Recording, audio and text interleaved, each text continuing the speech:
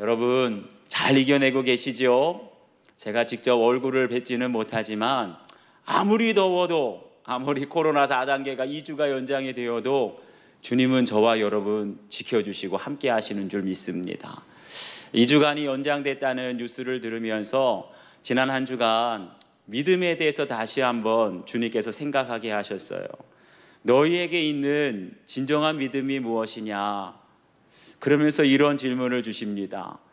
여러분 진정 예수님을 믿으십니까? 어떻게 대답하시겠어요? 분명한 것은 믿음이 있다는 것은 단순히 우리가 교회를 다닌다는 것을 의미하는 것은 아니라는 거예요. 저는 부교육자 시절에 마치 작은 개척교회에서 사역하는 목사님은 믿음이 작고 아주 대형 교회에서 사역하시는 목사님들은 믿음이 클 것이라고 착각했습니다. 여전히 성도님들 중에는 아주 설교도 능력 있게 하시고 믿음도 영성도 훌륭한 막 텔레비전에도 나오는 유명한 목사님들, 그 교회에 다니면 성도들의 믿음도 덩달아 다 좋아지고 내 믿음도 덩달아 좋아진다고 생각하는 성도님들이 계십니다. 그런데 과연 그럴까요?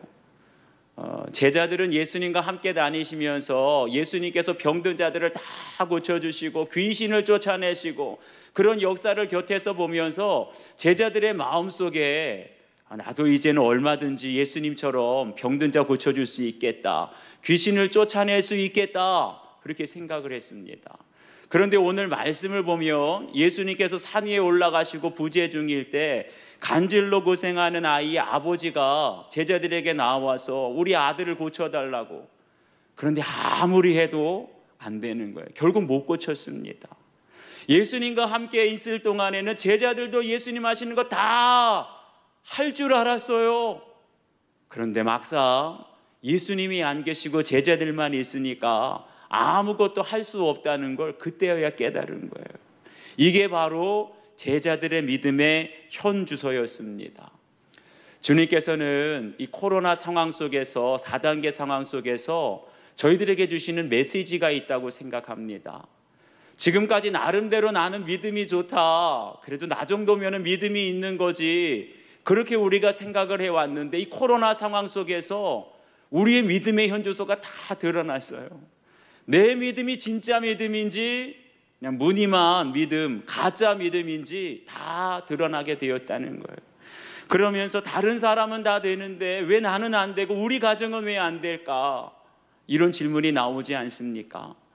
주님께서는 오늘 다시 한번 저와 여러분의 믿음을 객관적으로 점검하시기를 원합니다.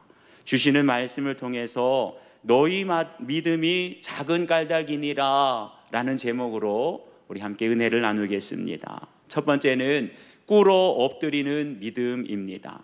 우리 14절부터 16절까지 말씀을 함께 읽겠습니다. 시작. 그들이 무리에게 이르매 한 사람이 예수께 와서 꿇어 엎드려 이르되 주여 내 아들을 불쌍히 여기소서. 그가 간질로 심히 고생하여 자주 불에도 넘어지며 물에도 넘어지는지라. 내가 주의 제자들에게 데리고 왔으나 능히 고치지 못하더이다. 아멘. 저희가 지난주에 살펴본 것처럼 예수님께서 베드로, 야고보, 요한 이 세 제자들을 데리고 산 위에 올라가셨는데 누가복음을 보니까 그 이튿날 하룻밤을 묵으시고 내려왔다는 거예요. 그런데 그때 산에 올라가지 않았던 제자들에게 많은 무리들이 둘러싸고 있었는데 마침 그때 예수님과 세 제자가 산 아래에서 내려왔습니다. 그런데 그때 한 사람이 예수께 와서 꿇어 엎드렸다라고 말씀하세요. 이 사람이 누구냐?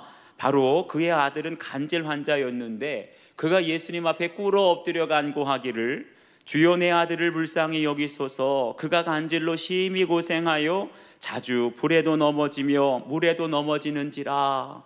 여러분, 간질이 어떤 병입니까? 오늘날에는 뇌전증이라고 하는데 간혹 경련을 일으키거나 일시적으로 의식을 잃게 되는 일종의 뇌 질환 중에 한 가지입니다. 지금은 이것을 약으로도 고칠 수 있고 수술로도 고칠 수가 있는데 고대 사람들에게는 이 간질이 원인을 알 수 없으니 귀신 들려서 미친 것으로 그렇게 생각을 했다는 거예요. 그래서 누가복음 9장 39절을 보면 귀신이 그를 잡아 갑자기 부르짖게 하고 경련을 일으켜 거품을 흘리게 하며 몹시 상하게 하고야 겨우 떠나가나이다.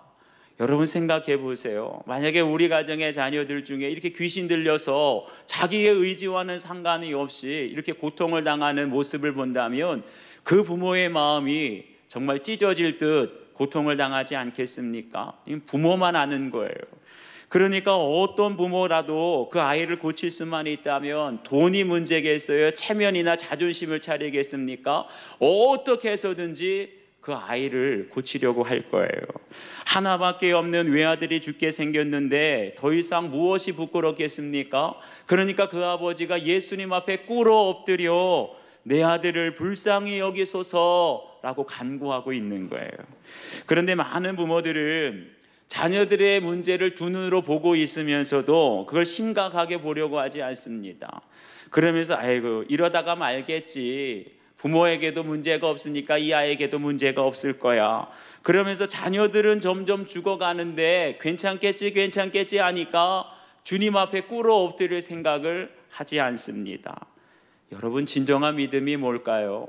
진짜 믿음은 자식에게 문제가 있는데 끝까지 괜찮다 다 잘 될 거야 이렇게 숨기는 것이 진짜 믿음이 아니고요, 우리 자녀들에게 문제가 있다면 오늘 말씀에 나오는 이 아버지처럼 자식의 문제를 객관적으로 볼 수 있는 거예요. 내 아들이 간질에 걸렸나이다, 불에도 넘어지고 물에도 넘어집니다, 솔직하게 이것을 고백하고 오픈할 때, 그럴 때 주님 앞에 꿇어 엎드려 내 아들을 불쌍히 여기소서 이렇게 간구하는 것이 진짜 믿음인 줄 믿습니다. 이렇게 솔직하게 자녀의 문제를 주님 앞에 고백하게 될 때 우리 주님께서 고쳐주시고 살려주시는 역사가 나타나게 됩니다. 우리 17절과 18절 말씀을 계속 읽어볼까요? 시작. 예수께서 대답하여 이르시되 믿음이 없고 패역한 세대여, 내가 얼마나 너희와 함께 있으며 얼마나 너희에게 참으리요. 그를 이리로 데리고 오라 하시니 이에 예수께서 꾸짖으시니 귀신이 나가고 아이가 그때부터 나으니라. 아멘. 여기 보니까 예수께서 꾸짖으시니 귀신이 나갔다라고 말씀합니다.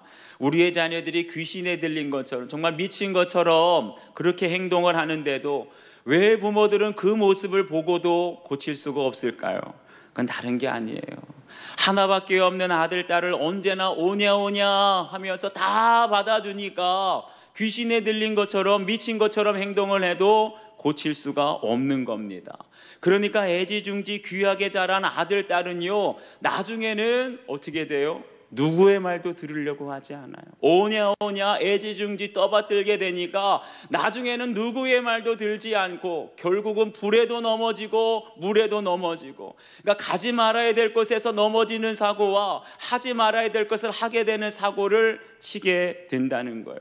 그런 자녀들을 살리기 위해서는 더 이상 오냐 하면서 다 받아주는 것이 아니라 내가 네게 명하노니 그 아이에게서 나오고 다시 들어가지 말지니라, 예수님처럼 꾸짖어야 할 줄 믿습니다. 우리 자녀들을 고치지 못하고 살리지 못하는 것은 항상 우리 애가 받아주려고만 하고 이 꾸짖는 이 훈계가 없기 때문에 자식들을 망치는 거예요. 때로는 기도로 꾸짖고 사랑과 긍휼히 여기는 마음으로 엄하게 꾸짖을 수 있어야 합니다. 그럴 때 비로소 하나밖에 없는 귀한 우리 아들, 딸을 귀신에게서 건지고 살리게 될 줄 믿습니다. 여러분, 우리 가정에도 이렇게 미친 사람처럼 큰 소리치고 마치 목소리가 무슨 능력이라도 되는 것처럼 큰 소리만 치고 화를 내고 감정 조절되지 않는 사람 여러분 떠오르시지요? 솔직히 그런 사람 보면 어떻습니까? 먼저 무서운 생각이 들어요. 근데 무서우면 지는 겁니다. 그런데 이때 나는 죽고 예수로 사는 사람, 이미 죽음이 두렵지 않은 사람은 아무리 소리를 질러대도 아무리 혈기를 부려도 이미 한 번 죽은 사람은 눈 하나 깜짝하지 않아요. 같이 감정적으로 맞대응하는 것이 아니라 아무리 흥분하고 아무리 혈기를 아무리 큰 소리를 쳐도 가만히 침착하게 두 눈 똑바로 뜨고 말을 하게 되면은요, 누가 놀래요? 상대방이 놀래요. 왜 이러지? 사람은 누구나 눈동자를 바라보면 나를 무서워하는지 안 무서워하는지 보입니다. 그리고 그 사람을 향해서 마음속으로 기도하는 거예요. 그 영혼을 불쌍히 여기는 마음으로 이 영혼을 구원하여 주시옵소서. 그리고 영적으로는 대적하는 겁니다. 저 남편이 원래 저런 사람 아닌데, 저 아들, 딸이 원래 저런 사람이 아니었는데, 그를 사로잡고 있는 마귀를 영적으로 대적하고 내쫓는 거예요. 그럴 때 우리의 마음에 담대함이 생기고 침착하게 차근차근 말할 수 있는 겁니다. 바로 그것이 귀신을 꾸짖는 것입니다. 꾸짖는다 그래가지고 같이 싸우라는 것이 아니라 마음으로 기도하고 더 침착하게 차근차근 말을 하라는 거예요. 그러므로 귀신은 우리가 무서워할 대상이 아니라 꾸짖어야 할 대상, 내쫓아야 할 대상이라는 걸 알아야 돼요. 우리 가정 안에 두려워하는 것, 우리 자녀들에게 있어서 무서워하는 것, 그것을 우리가 기도하면서 예수의 이름으로 내쫓게 될 때, 그럴 때 우리 가정이 살아나고 자녀가 살아나는 역사가 있게 될 줄 믿습니다. 여러분 한번 적용해 보세요. 내 자존심이나 체면 때문에 지금까지 숨기고 있는 문제가 있습니까? 가정 문제나 부부간의 문제나 자녀의 문제, 지금까지는 숨기려고 했다면 이제는 꿇어 엎드려 주님 앞에 간구하시기를 바랍니다. 내가 긍휼히 여기는 마음으로 엄히 꾸짖고 내쫓아야 할 귀신은 무엇입니까? 항상 무서워했던 문제가 뭐예요? 술 취함과 방탕입니까? 음란과 도박입니까? 자녀들의 게임과 PC방 귀신이 있지는 않습니까? 이제는 그 무서워할 것이 아니라 꾸짖으시고 내쫓는 여러분의 능력이 회복되기를 바랍니다. 두 번째는 겨자씨만한 믿음입니다. 우리 19절과 20절 말씀을 함께 읽겠습니다. 시작. 이때에 제자들이 조용히 예수께 나와 이르되 우리는 어찌하여 쫓아내지 못하였나이까? 이르시되 너희 믿음이 작은 까닭이니라. 진실로 너희에게 이르노니 만일 너희에게 믿음이 겨자씨 한 알만큼만 있어도 이 산을 명하여 여기서 저기로 옮겨지리라 하면 옮겨질 것이요 또 너희가 못할 것이 없으리라.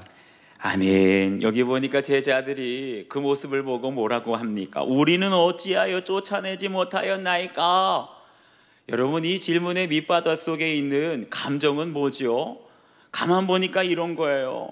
왜 예수님 베드로, 야고보, 요한은 되고 우리는 안 됩니까? 왜 우리는 산에 안 데려갑니까? 이런 감정이 있는 거예요. 아니, 예수님은 말씀 한마디로 귀신이 그냥 곧바로 떠나가는데 우리는 주님께서 가르쳐 주신 대로 다 해도 왜 우리는 안 되는 겁니까? 이게 뭐예요? 원망과 불평과 시기와 질투가 이 제자들의 질문 속에 그냥 꽉득 차 있는 게 여러분 느껴지십니까? 그러니까 예수님께서 그 제자들에게 뭐라고 말씀하세요? 너희 믿음이 작은 깔달기니라. 이것은 능력의 문제도 아니고 학벌의 문제, 스펙의 문제도 아니고 바로 너희들의 믿음의 문제다라고 말씀하세요. 그러면 예수님께서 제자들에게 요구하시는 믿음은 어떤 믿음일까요? 만일 너희에게 믿음이 겨자씨 한 알만큼만 있어도, 다시 말하면 제자들에게 겨자씨 한 알만한 믿음이 있으라고 요구하시는 거예요. 우리에게 다만 겨자씨만한 믿음만 있어도 이 산을 명하여 여기서 저기로 옮겨지라 하면 옮겨질 것이요.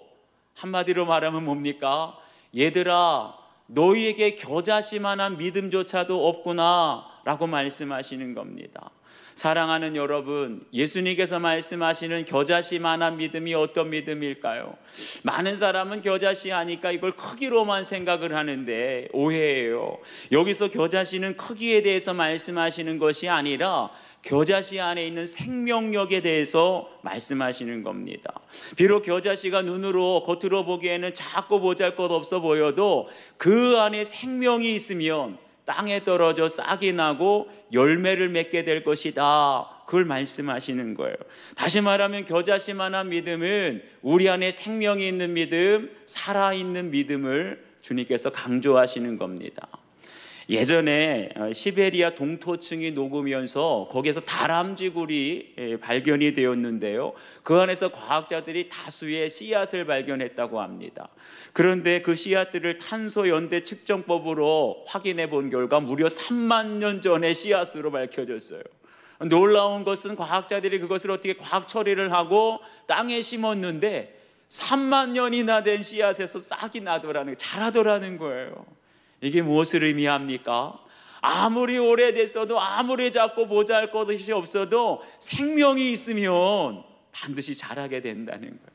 그러니까 중요한 것은 외형적인 크기가 아니라 그 안에 생명이 있느냐, 살아있는 믿음이냐, 죽은 믿음이냐, 그게 중요하다는 겁니다. 야고보 2장 26절을 보면 영혼 없는 몸이 죽은 것 같이 행함이 없는 믿음은 죽은 것이니라. 한마디로 행함 없는 믿음은 죽은 믿음이고, 행함이 있는 믿음이 살아있는 믿음, 생명이 있는 믿음이라는 거예요. 그러면서 야고보서 2장을 보면 이 행함의 핵심이 뭐냐? 결국 사랑이라는 거예요.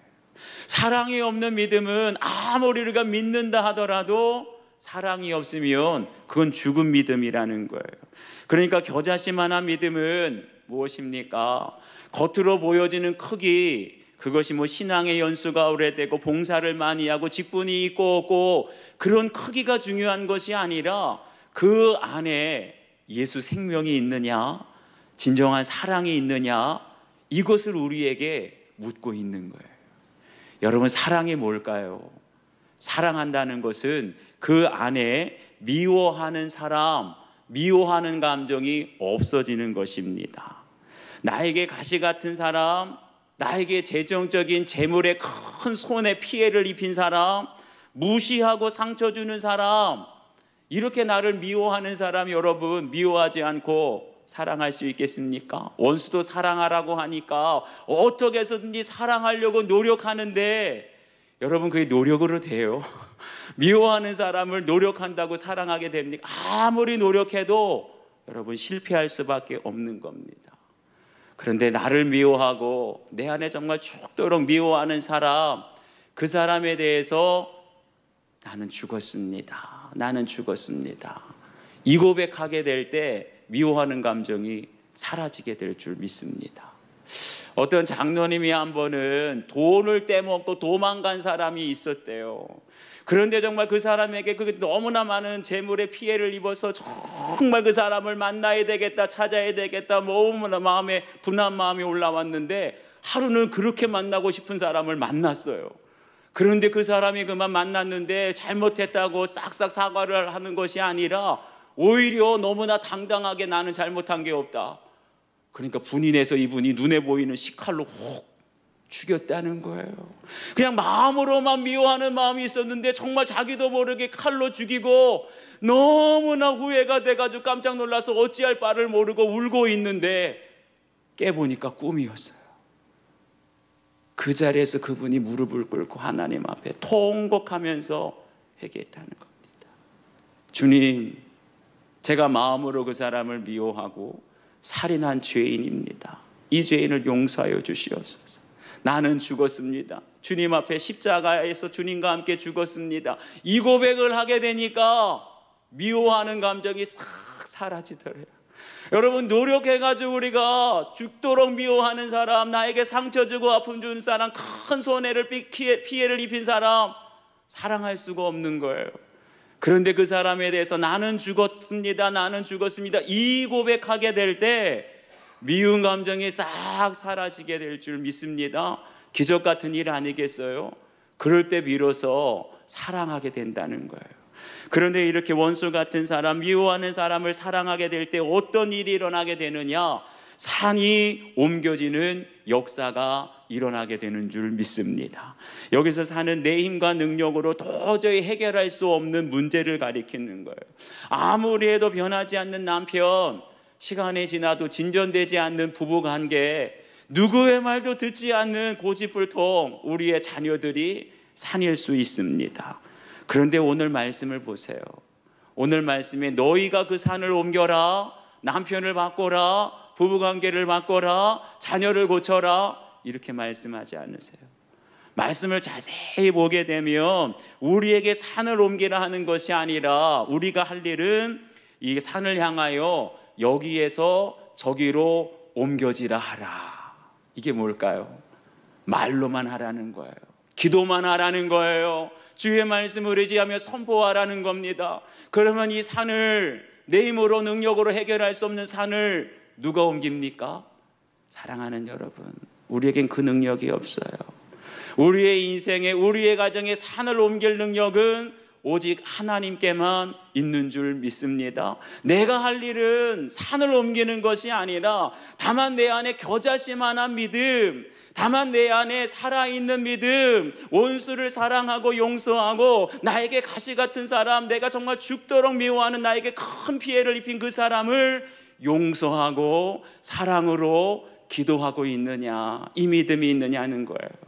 그 믿음으로 우리가 사랑하며 용서하며 기도하게 될 때 하나님께서 우리의 인생에, 우리의 가정에 도저히 옮겨질 수 없을 것만 같았던 그 산을 여기에서 저기로 옮겨주실 줄 믿습니다. 절대 꿈쩍할 것 같지 않았던 사람의 마음이 움직이는 거예요. 절대로 교회 나올 것 같지 않았던 남편이 어느 때부터인가 교회를 나오기 시작하고, 저 사람은 평생 술, 담배 못 끊을 거야 하는 사람이 어느 날 술과 담배를 끊게 되고, 바람 피어 집 나간 남편이 절대로 돌아올 줄 알았는데 회개하면서 집에 돌아오는 역사가 일어나게 되고, 지금까지 누구의 말도 듣지 않았던 고집불통 자녀들이 어느 순간 너무나 고분고분 부모의 말을 듣게 되고, 바로 이것이 산이 여기에서 저기로 옮겨지는 역사인 줄 믿습니다. 코로나 4단계 상황 속에서 이런 역사가 절대로 내 힘으로는 안 돼 하는 그 산이 옮겨지는 역사가 여러분의 가정에도 있게 되길 축원합니다.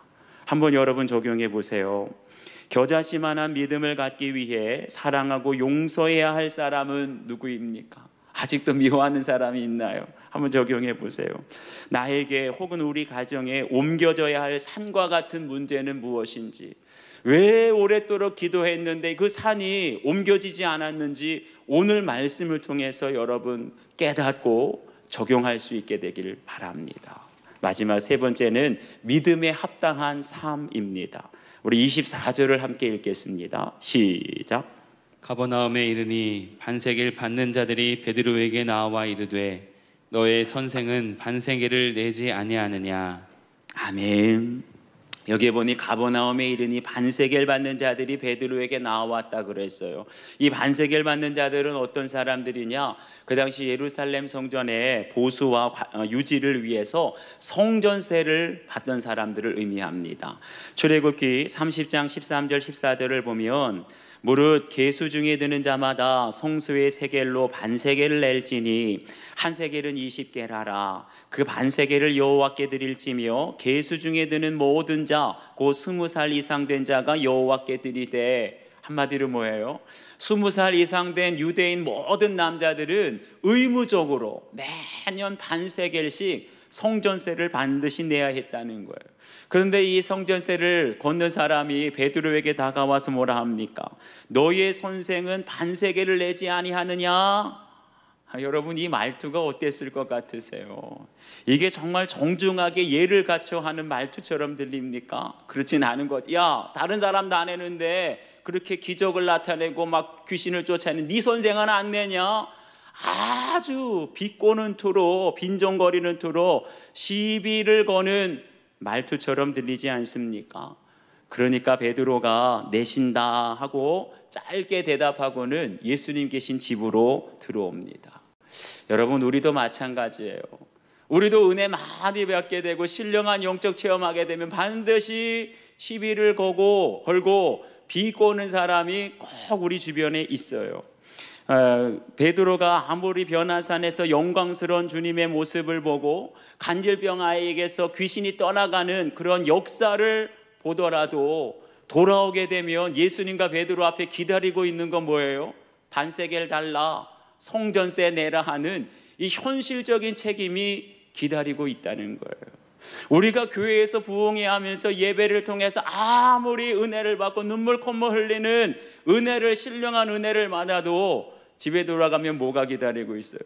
설거지할 거, 빨래할 거, 청소할 거 기다리지 않습니까? 직장에 나가면 아무리 주일날 예배의 은혜를 받아도 월요일날 출근하면 프로젝트 해야 될 업무가 산더미처럼 쌓여있지 않습니까? 학생들은 수련회 아무리 은혜를 받아도 끝나고 돌아가면 기말고사, 중간고사 다 기다리고 있는 거예요. 이게 바로 우리가 피해갈 수 없는 현실적인 책임입니다. 그럴 때 어떻게 해야 됩니까? 우리 25절, 26절 한번 더 읽겠습니다. 시작. 이르되 내신다 하고 집에 들어가니 예수께서 먼저 이르시되 시몬아 내 생각은 어떠하냐? 세상 임금들이 누구에게 관세와 국세를 받느냐? 자기 아들에게냐 타인에게냐? 베드로가 이르되 타인에게니이다. 예수께서 이르시되 그렇다면 아들들은 세를 면하리라. 아멘. 베드로가 집에 들어오자 예수님께서 아시는 것처럼 미리 말씀하십니다. 시몬아, 네 생각은 어떠하냐? 세상 임금들이 누구에게 관세와 국세를 받느냐? 자기 아들에게냐 타인에게냐? 예수님께서는 지금까지 하나님 나라 구원의 문제 같은 영적인 부분에 대해서만 가르쳐 주셨어요. 그런데 오늘은 어찌된 일인지 관세와 국세 같은 현실적인 문제에 대해서 말씀하고 계십니다. 고대 왕정국가에서는 백성들에게는 다 세금을 걷어도 누구에게는 세금을 안 걷어요? 왕의 아들들, 왕의 자녀들이나 왕의 가족들에게는 세금을 거두는 법이 없습니다. 그런데 얼마 전에 베드로가 뭐라고 신앙 고백했지요? 주는 살아계신 하나님의 아들이시니이다, 이 고백을 했잖아요. 그러니까 예수님께서 뭐라 그러는 거예요? 네가 나를 하나님의 아들이라고 고백했는데 야, 이 성전의 주인 되신 하나님께서 그 아들에게 설마 세금을 걷겠느냐? 나는 아들이니까 성전세 낼 필요 없어, 이렇게 말씀하시는 겁니다. 그러면서 27절에 중요한 말씀을 하세요. 그러나, 나는 날 필요가 없으나 그러나 그들이 실족하지 않게 하기 위하여 내겠다라는 거예요. 예수님은 하나님의 아들이시기 때문에 성전세를 안 내도 되지만 누구 때문에요? 믿지 않는 사람들, 오해받지 않도록, 실족하지 않도록 내지 않아도 될 세금을 내겠다. 바로 이것이 믿음에 합당한 삶인 줄 믿습니다. 여러분 보세요. 베드로는 신앙 고백에서 주는 살아계신 하나님의 아들이시라고, 또 베드로, 야고보, 요한은 변화산에서 변화되신 예수님의 영광스러운 모습, 하나님의 본체이신 모습을 보았기 때문에 성전세 안 내도 오해하지 않아요. 그런데 신앙 고백이 없는 사람들, 변화산에서 영광스러운 예수님의 모습을 본 적이 없는 사람들은 너는 왜 성전세 안 내냐? 너는 왜 반세계를 안 내냐? 오해할 수 있기 때문에 예수님께서 오직 한 영혼이라도 실족하지 않도록, 한 영혼의 구원을 위하여서 내지 않아도 될 성전세를 내겠다는 거예요. 그런데 여러분 보세요.